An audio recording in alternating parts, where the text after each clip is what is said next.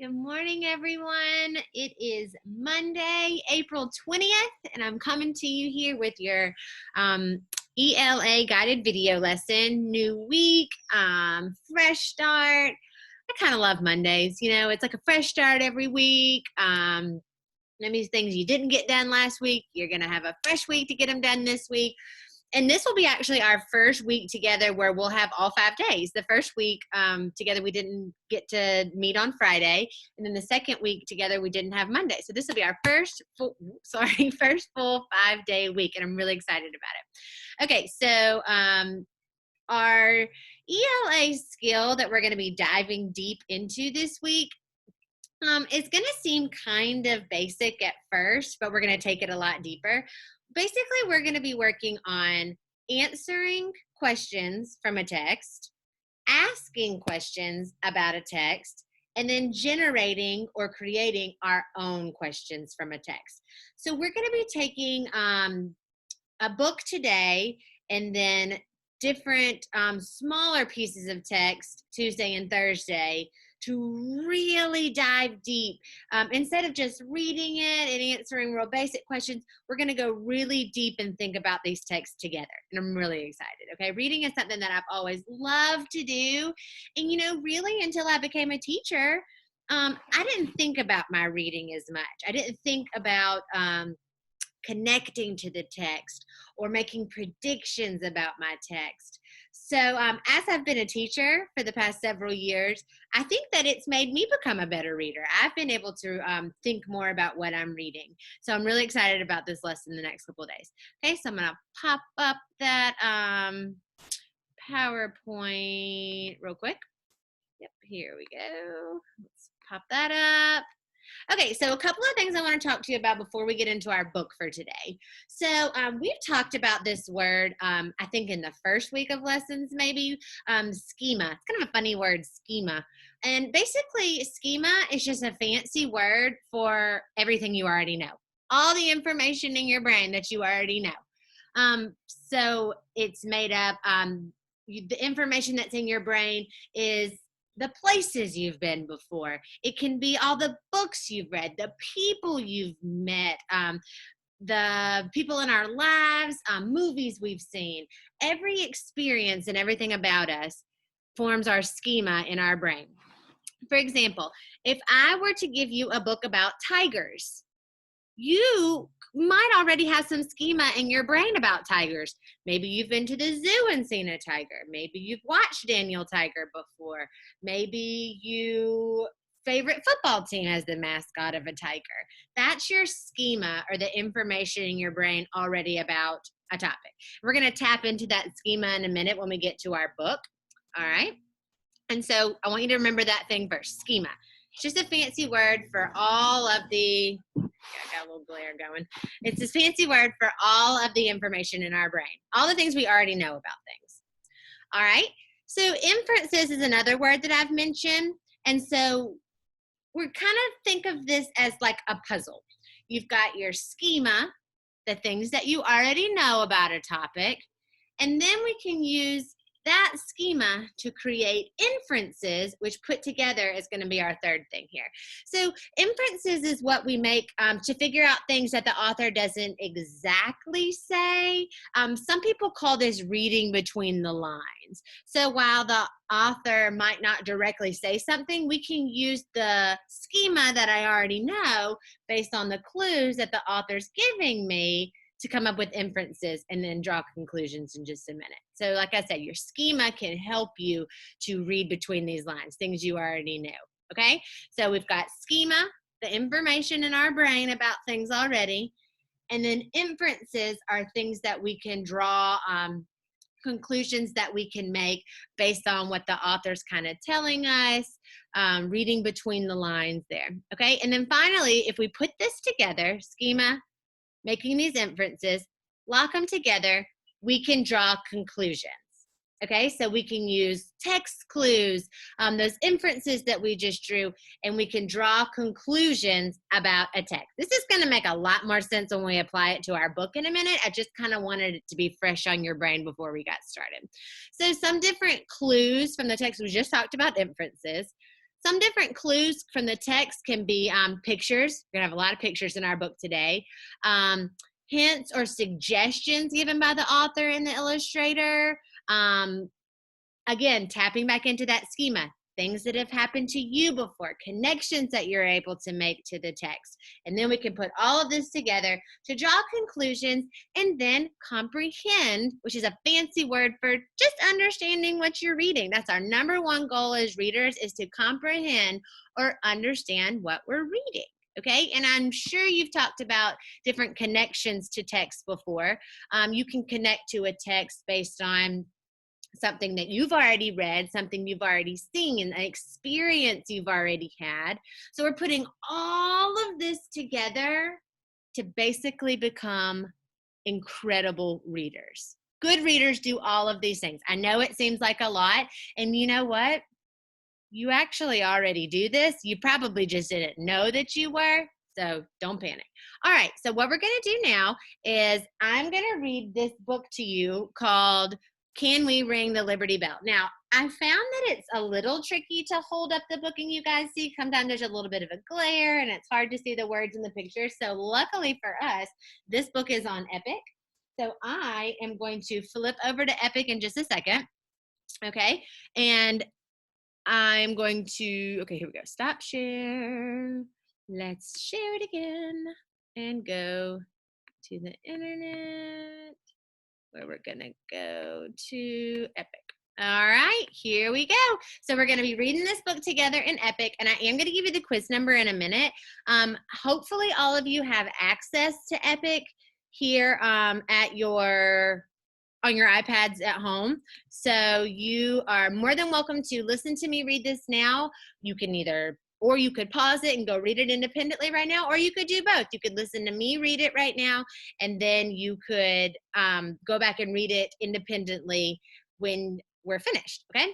So I will give you the quiz number at the end so you can take the AR quiz too. But I want you to think about the things that we just talked about. Making inferences, the schema that we already have in our brain, using all that to draw conclusions and comprehend or understand a text. So this book is called Can We Ring the Liberty Bell? Liberty Bell. What do we already know about the Liberty Bell? Well, if I recall, I think I remember hearing somewhere that maybe it's in Pennsylvania. I can infer based on that picture right over there of the bell. I see a big old crack in it. So I think I remember hearing that it is cracked. So while it's a bell, we might not be able to ring it at all. What do I know about bells? Well, we ring them to signal something. They're usually pretty loud. Some of you are probably thinking of cowbells right now too, if you happen to cheer for Mississippi State. So that's our schema. We're activating this schema in our brain, all the information we already know that we can apply to this book before we read it, okay? All right, so let's go ahead and get started with our book. Chapter 1, A Visit to the Liberty Bell. Today is a field trip day. Our teacher says we're going to see a famous American symbol. Melissa says, my big brother plays the cymbals in band. That's one of those homophones we've talked about. See how the words symbol and symbol are spelled differently? One is a symbol that stands for something and other is that loud instrument symbol. Mr. Chin smiles, not the instrument. Here the word symbol means something that stands for something else. Like a heart means love, said Amira. Yes, says Mr. Chin. Can anyone name a symbol of America? The flag, says Benjamin. The bald eagle, says Simon. Good thinking, our teacher says. Today we're going to see the Liberty Bell. Liberty is another word for freedom. Look at this little box up here. The Liberty Bell hangs in Philadelphia, Pennsylvania. That's like what I thought. A copy of the Liberty Bell hangs in every U.S. state. I didn't know that. Most states keep their bell in or near the state capital. So good readers generate or come up with questions or things that they wonder or want to know more about as we read. So something I've already thought about is, I wonder where the Liberty Bell copy is in Mississippi. I didn't know there was one in every U.S. state. I wonder where the one is around here. Because if it's in near the Capitol building, like it says here in the book, that's in Jackson. So that's really close to us. Maybe we could see it one day. We ride the bus to Independence National Historic Park. Ranger Marcella meets us outside the Liberty Bell Center. Welcome, she says. I have a riddle for you. The Liberty Bell doesn't make a sound, so how can we help it ring? Shake it? Asked Thomas. No, we can't shake it, asks Ranger Marcella. I'm connecting back to that crack I think I saw in it. That might have something to do with why we can't ring it. Then I have no idea, says Lila. Keep thinking about my riddle. I'll tell you more about the bell, our guide says. If you want to visit the Liberty Bell, you'll have to spit out your gum and candy. Sticky foods are not allowed near the bell. I wonder why sticky foods aren't allowed near the bell. Has someone stuck gum or candy on there before? Is that why?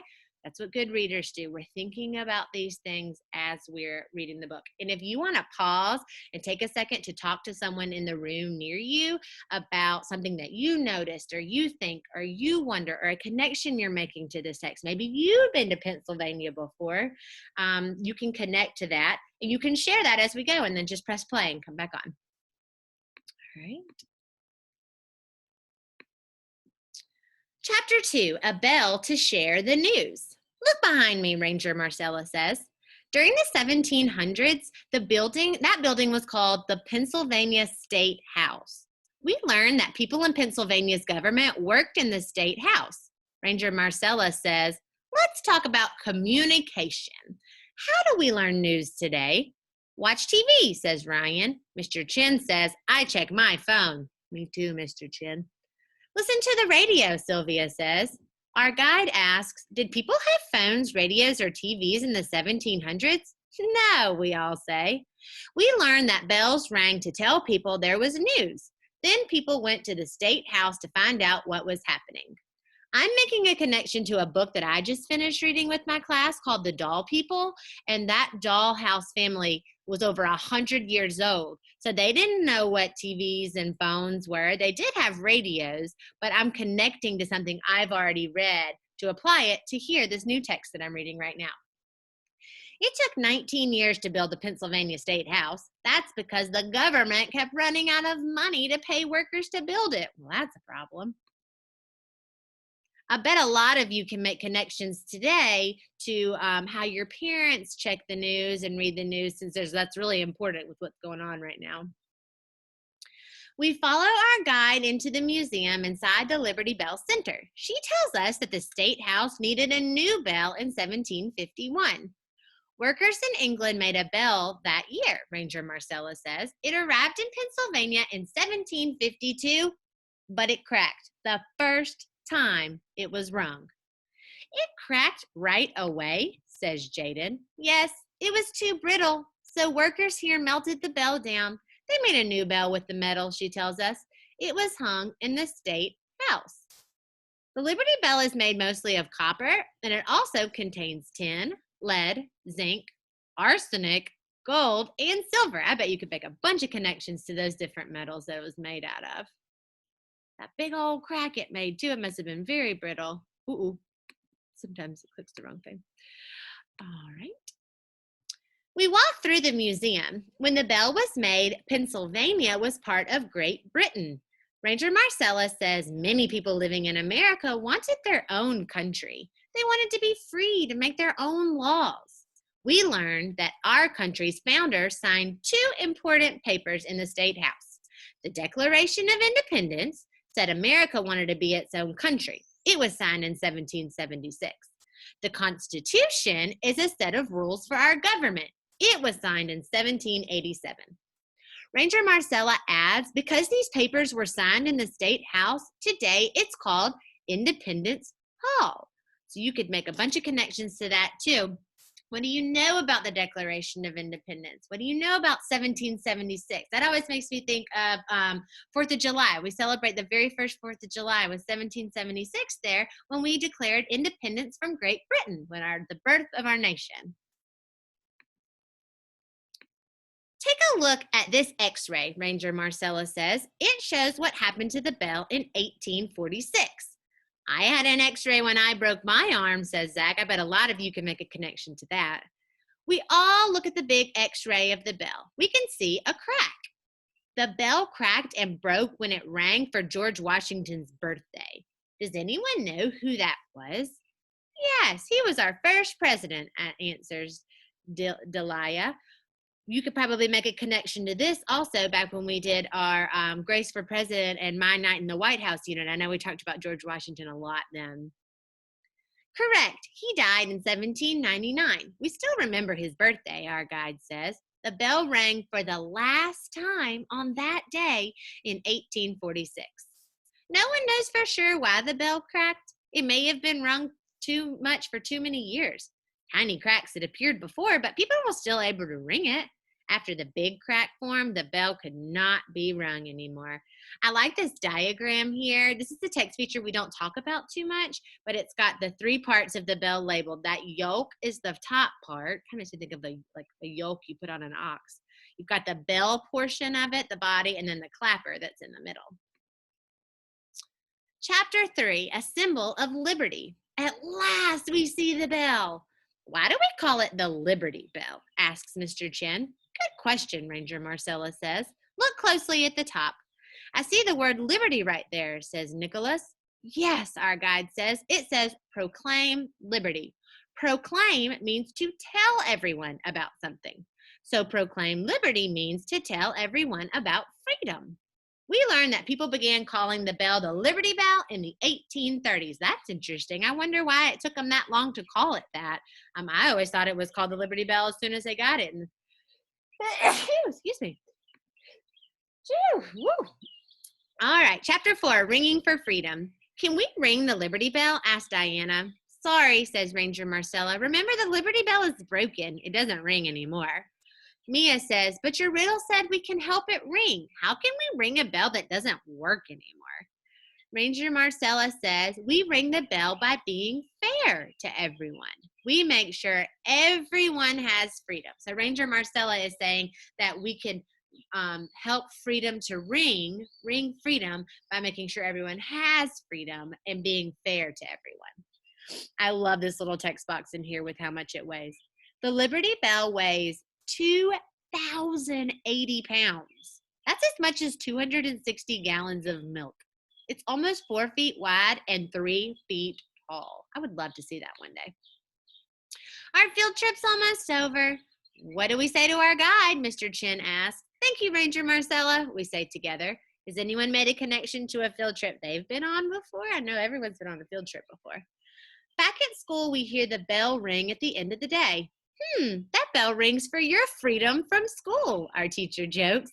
We all run around on the playground. It's good to be free. Every year, relatives of the country's founder tap the Liberty Bell on July 4th. People also tap the bell in January on Martin Luther King Jr. Day. They do this to honor King's work for freedom for all people. All right, and then here is just a little section about that you can go back and read if you would like to at the end. All right, and that's the end of the book. There's a lot of different books on American symbols if you happen to hop onto Epic. Okay, so we're finished with that. And so now what we're going to do, we've read the text together. We kind of did what we read like good readers do. We came up with things that we wonder about, questions that we want to know more about. We applied connections to things we already know. We activated that schema in our brain about what we already knew about the topic. So now what we're going to do is we're going to go through and we're going to look at a few different pages of this book. And instead of asking questions and answering questions about it, we're going to see if we can figure out which question can be answered on the page of the book based on the information that it has. So I'm going to pull up this real quick, go back to our PowerPoint. All right, and in order to do this, we're going to have to look really closely on each page. So I'm actually going to put my super good close reading glasses on so I can read really closely.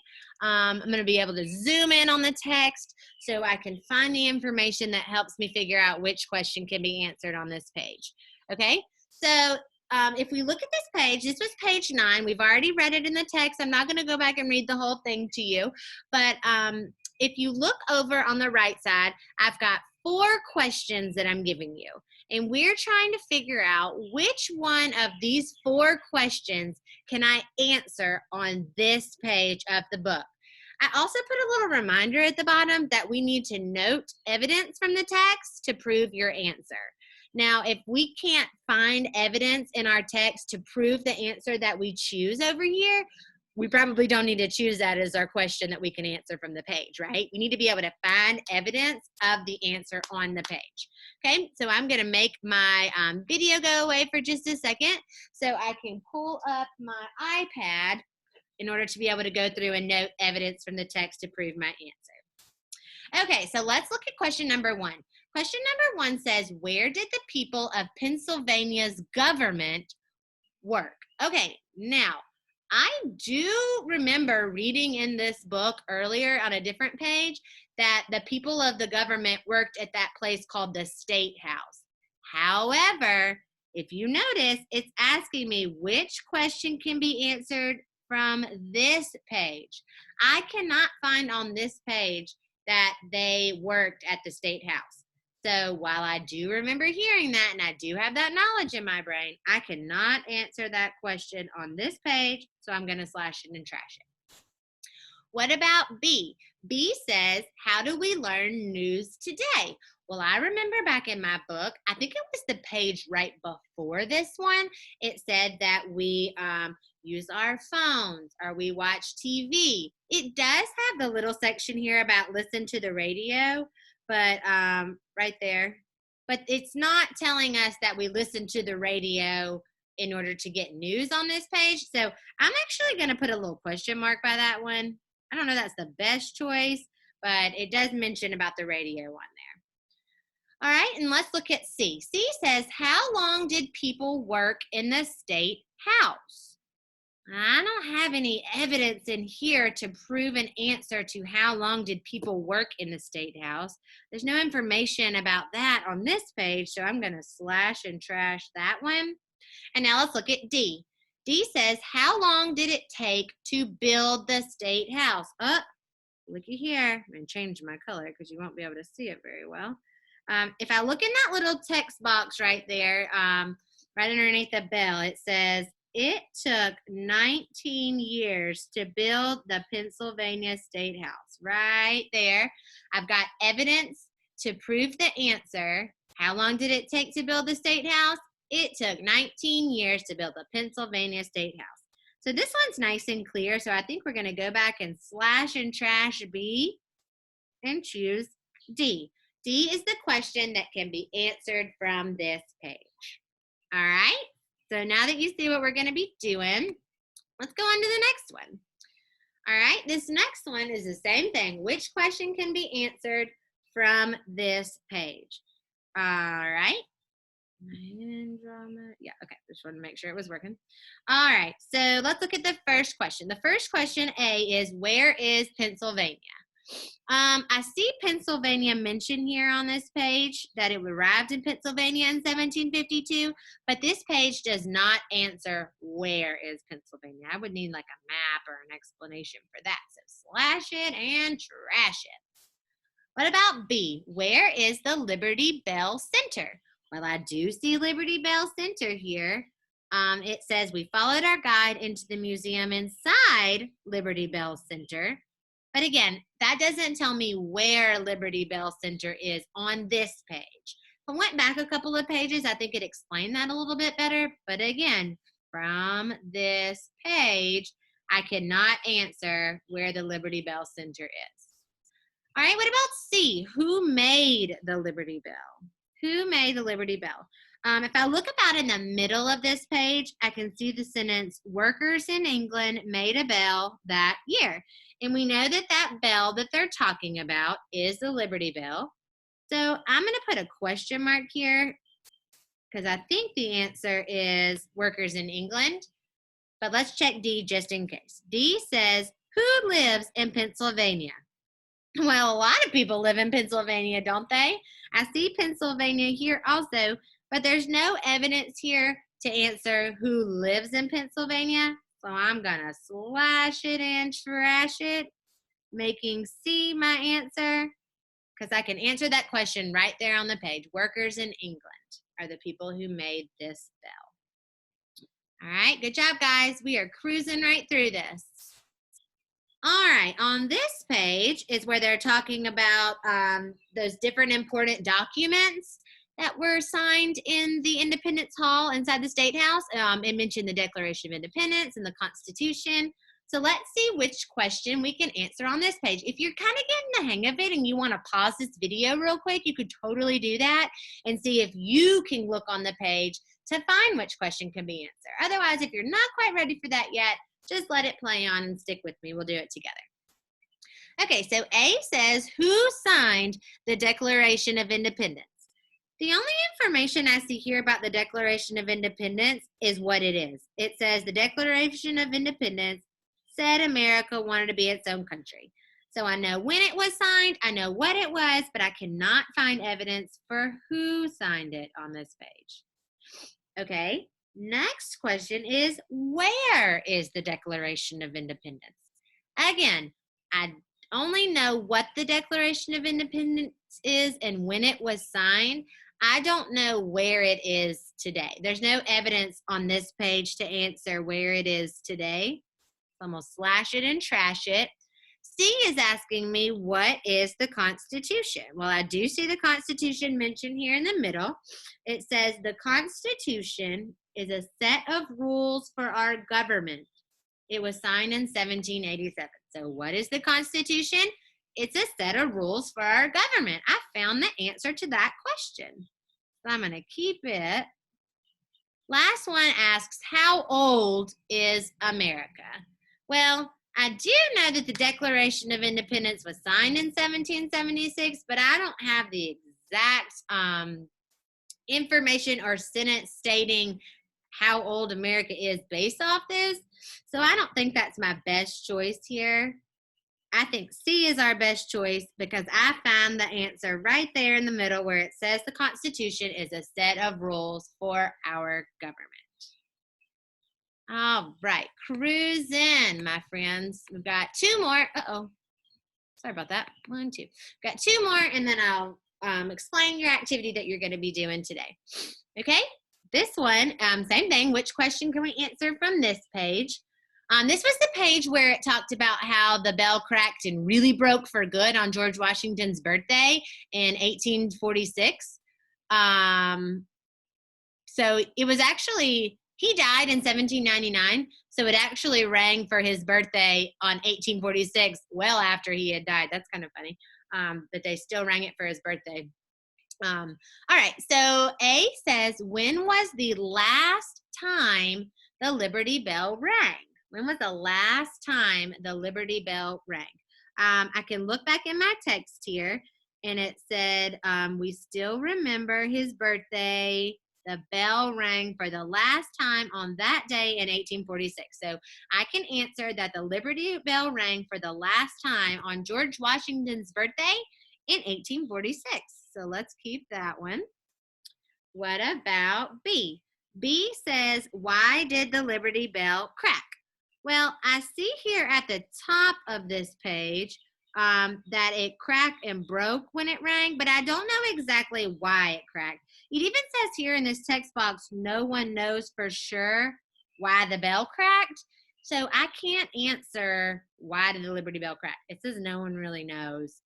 It just cracked and broke when it was rung. So let's slash and trash that answer choice.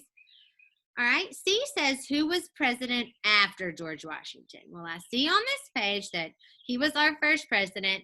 It doesn't give me any information about who was the president after him. So what are we going to do? Slash it and trash it. And then finally, D says, what day is George Washington's birthday? Well, I know that he died in 1799. It rang for the last time in 1846, but I don't have the exact day, like February, whatever, for his birthday. It doesn't give me that evidence on this page. Slash it and trash it. So my answer is A. It was rung for the last time right here on 1846 on his birthday. I have evidence from my text to prove that that question can be answered on this page. All right, guys, last one. We're rocking this. All right. So this was the page where they finally got to see the bell. They were kind of asking what liberty meant, why it's called the Liberty Bell. What does that mean? And let's look at this. So A says, where is the Liberty Bell? I know the answer to this question, don't I? It told me where the Liberty Bell is in the State House in Pennsylvania. However, can I answer that question from this page? There's no evidence on this page supporting where is the Liberty Bell, where it is. Remember, we got to focus on the information we only have on this page. So with A, we're going to slash it and trash it.